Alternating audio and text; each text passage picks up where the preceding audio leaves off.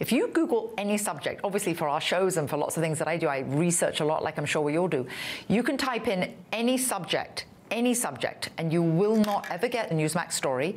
You won't get a Fox Business News story. You won't get anything right. If you Google, when I was covering Brexit for Newsmax, anything in the UK, you will not get a GB News. You'd only get like really left publications like The Guardian. You get CNN, the BBC. You would not get anything. And shout out to the GB News, which is like the Newsmax of the UK.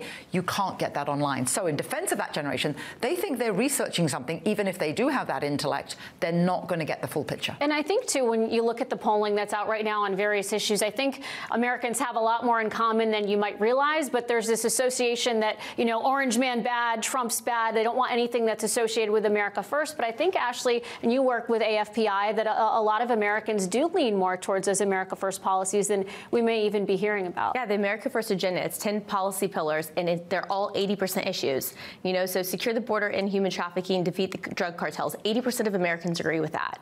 So most Americans agree with all of these policies. I just don't think they realize it because they're so bought into the And they're watching the mainstream media. Actually, when I've asked very highly educated friends, especially when I'm golfing or something, you know, what do you watch at night? And when they'll say the other mainstream media networks, and you know what they nearly always say? Because I just want the straight news. I don't want any bias. I'm like, most people don't realize it's actually state propaganda. Well, they got to come over here and watch Newsmax. Right, exactly.